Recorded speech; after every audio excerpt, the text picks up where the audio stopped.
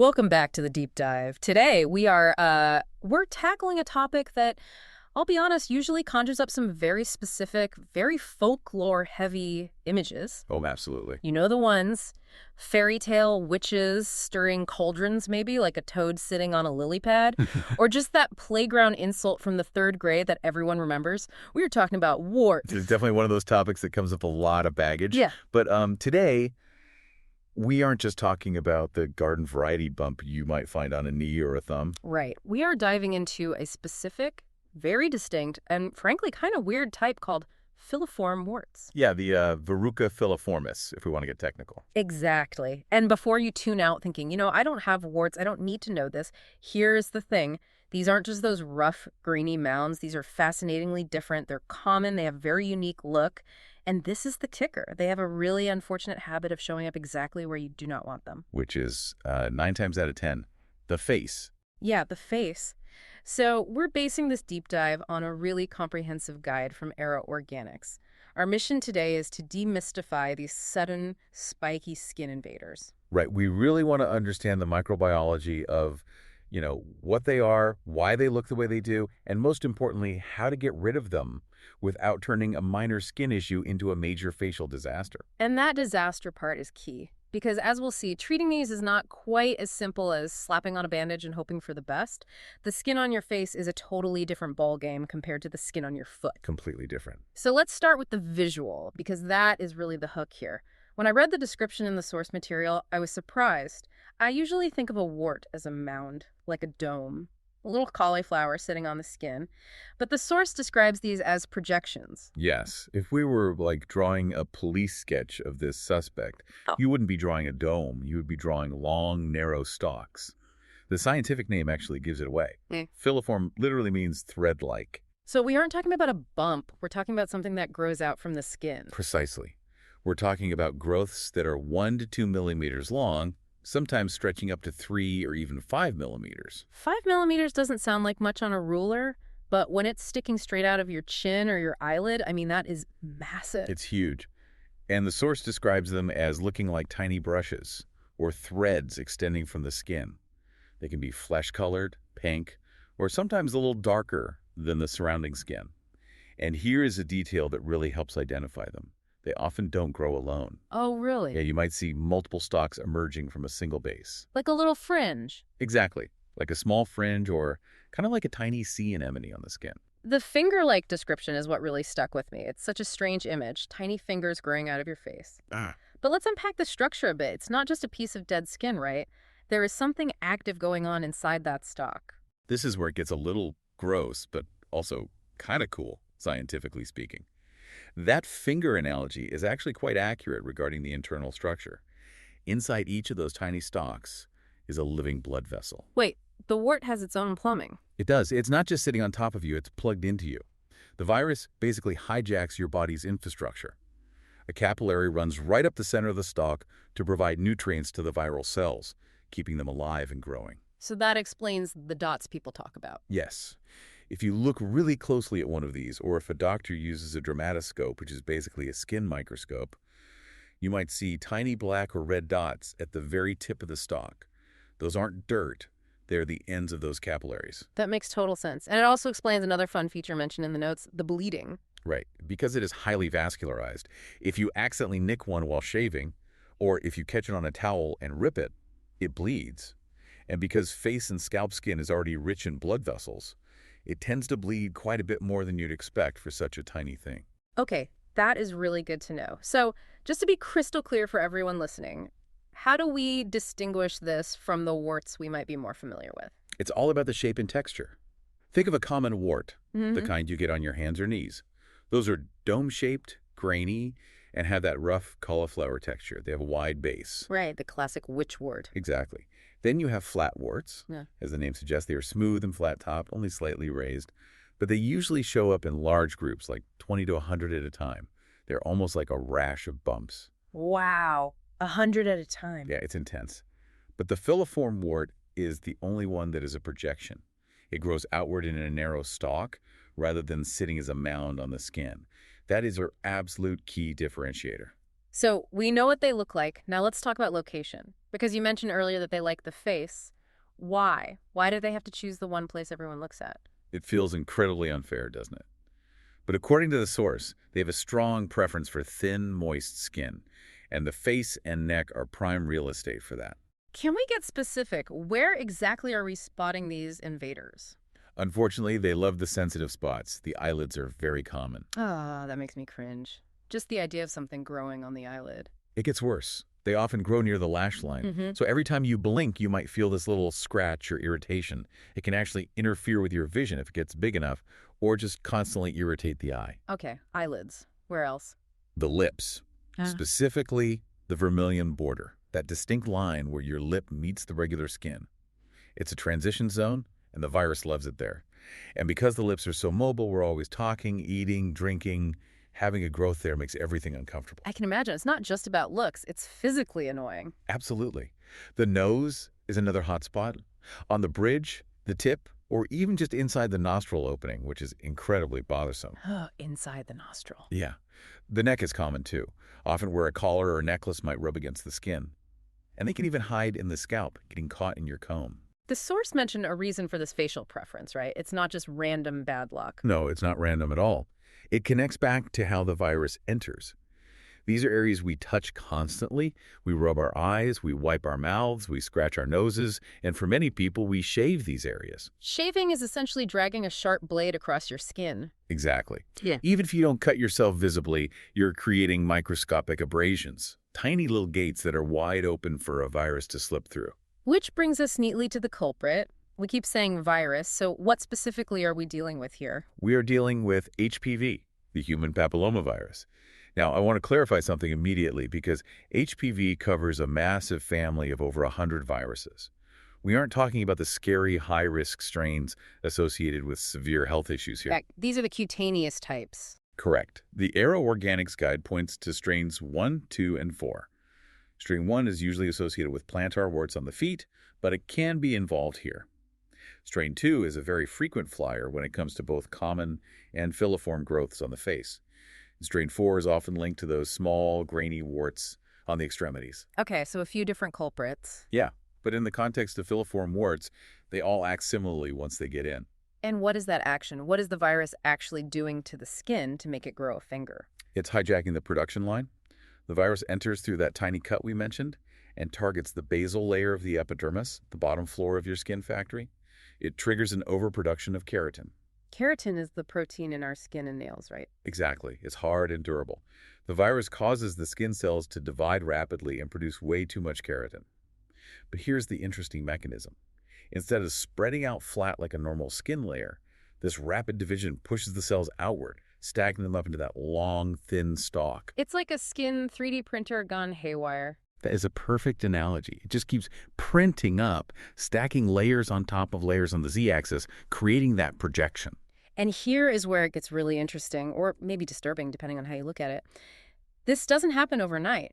The host notes tell us there is an incubation period. Yes. This blew my mind. The stealth mode. It is remarkably long. The incubation period lasts between 2 and 6 months. Think about that timeline.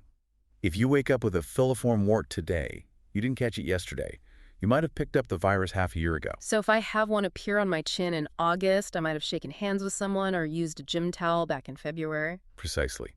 The virus has been there, silently setting up shop, replicating in your cells, and establishing that blood supply, all before you ever see a single symptom. That makes tracking down where you got it pretty difficult. But speaking of getting it, how does it travel? Several ways.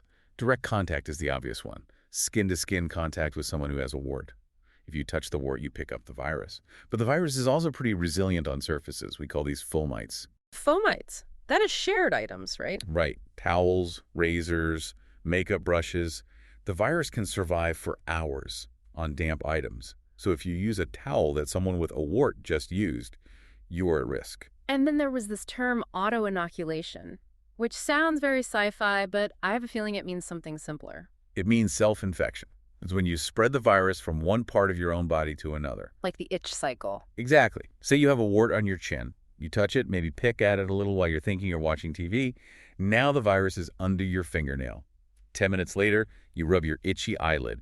You have just transported the virus to a new construction site. That's insidious. It really is. This is actually one of the most common ways filiform warts spread. They rarely stay solitary for long if you are a picker. And I assume there are factors that make some people more likely to get these than others? Definitely. It's the immune system lottery.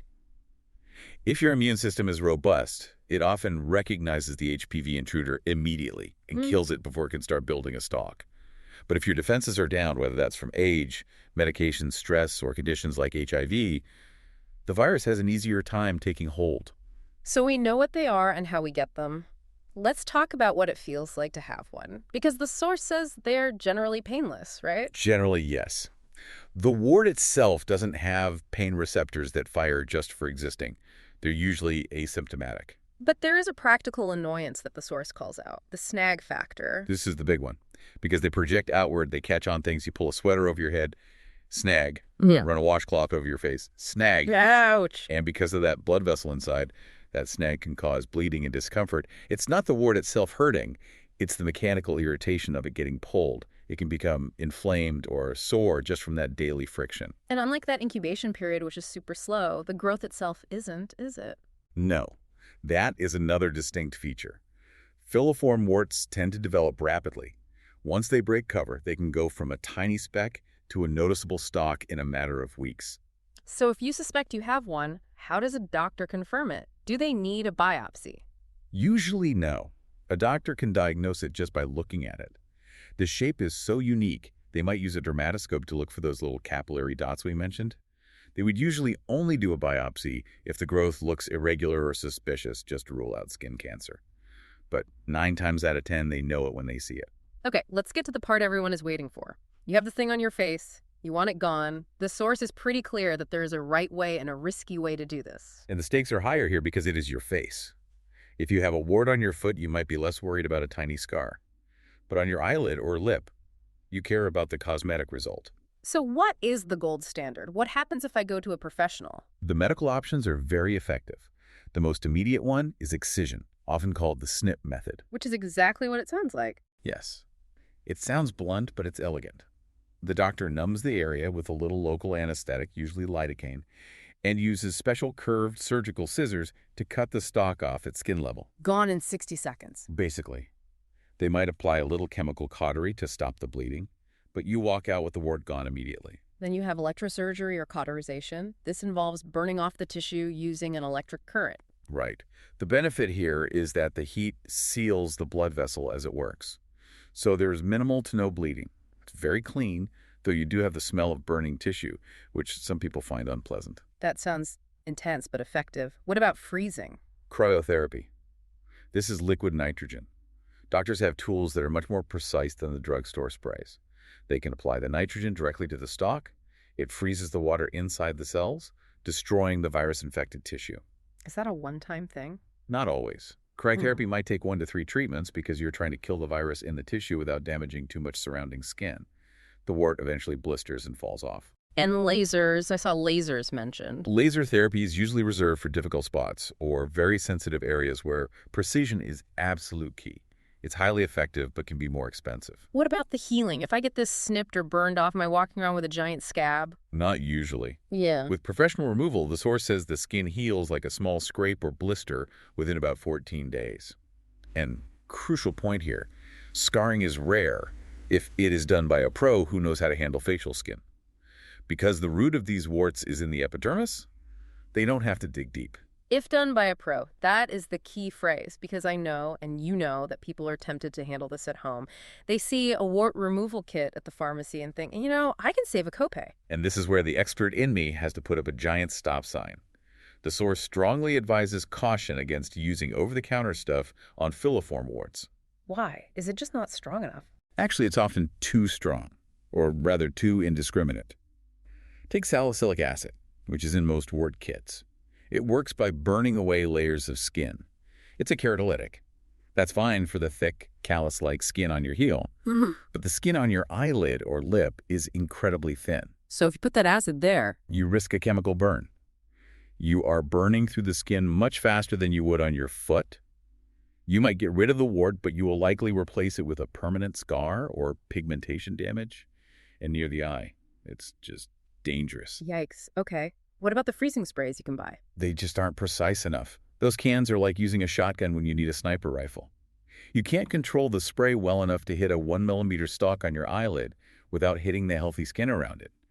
It results in collateral damage. There's one more home method the source mentions, and it sounds medieval.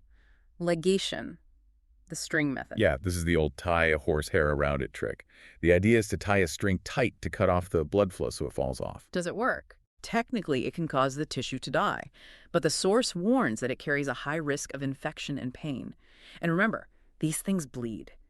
If you mess it up, you are dealing with a necrotic, rotting piece of tissue hanging off your face for a week. Gross. No, thank you. It is, and it's a massive infection risk. It is really not worth the risk just to avoid a doctor's visit. Okay, loud and clear. Bathroom surgery is a no-go. Are there any safer prescription options if you really don't want a procedure? There are topical prescriptions, things like imiquimod, which is a cream that stimulates your own immune system to fight the virus locally, or prescription-strength salicylic acid that is applied under a doctor's supervision. These are slower, gradual removal, but much safer than drugstore kits because they are monitored. So let's say we have done the right thing. We went to the doctor, got it snipped, it healed up beautifully. Are we done? Do they come back? That is the million-dollar question, and the answer is they can. Ugh. Why? We cut it off. Because removing the stalk, the visible factory, doesn't always kill the virus that is hanging out in the surrounding skin cells. Oh. It's like mowing a weed, but leaving the root system. If your immune system misses those leftover viral particles, the stalk can regrow. So it's a constant battle between the virus and your immune system. Always. Then let's talk prevention. If we can't see the virus and we can't totally guarantee it's gone, how do we arm ourselves? Hygiene is number one. Wash your hands properly, 20 seconds, soap and water. And I know it's hard, but try not to touch your face unnecessarily. The absolute hardest advice to follow. Truly. But also, maintain your skin barrier. The source really emphasizes keeping skin moisturized. How does moisturizer help against a virus? Think of dry, cracked skin as a fence with holes in it. It's easy to breach. Well-moisturized, intact skin is a fortress. If your skin barrier is healthy and smooth, the virus has a much harder time finding an entry point. That is a great actionable tip and tools. Don't share them. I don't care how much you love your partner or your roommate. Don't use their razor. Don't use their face towel. And if you do have a wart, don't pick at it. Yeah. Picking is the fastest way to spread it to your fingers and then to the rest of your face. And if you have one, maybe cover it. Yes. If it's in a spot where you can, put a small bandage over it. It protects others from the virus. And crucially, it stops you from touching it unconsciously. Simple but effective. Exactly. Okay, let's unpack this and recap what we've learned today. Filiform warts are those specific finger-like projections that love the thin skin of the face and neck. They are caused by HPV strains, usually entering through tiny cuts from shaving or touching. Right. And they're distinct because of that stalk shape and the blood vessel inside, the internal plumbing. They grow fast, they can snag and bleed, but they are generally harmless, aside from the annoyance and the cosmetic factor. And while the temptation to play surgeon in your bathroom mirror is strong, the verdict is clear. Don't do it. The risk of scarring or infection on your face is just too high. Professional removal, whether it's snipping, burning, or freezing, is quick, effective, and usually heals beautifully. And remember, even after it is gone, keep that hygiene up, because the virus can be stubborn. Moisturize that skin to keep the fortress walls up. Before we sign off, I want to leave everyone with a thought that really stuck with me from the research. It's about that incubation period. It's 2 to 6 months. Yeah, it's wild to think that there is this invisible window where the virus is there, living on your skin, but you can't see it yet. It really raises the question, what interactions from months ago, a handshake, a borrowed towel at a gym, are just now surfacing on our skin? It's a reminder of how connected we all are, biologically speaking, even when we don't realize it. That is a profound, if slightly unsettling, thought to end on. It definitely makes you want to wash your hands a little longer. Ideally for 20 seconds. That is all for this deep dive into the world of filiform warts. Keep your skin barrier healthy, don't share your razors, and we will see you on the next deep dive. Take care, everyone.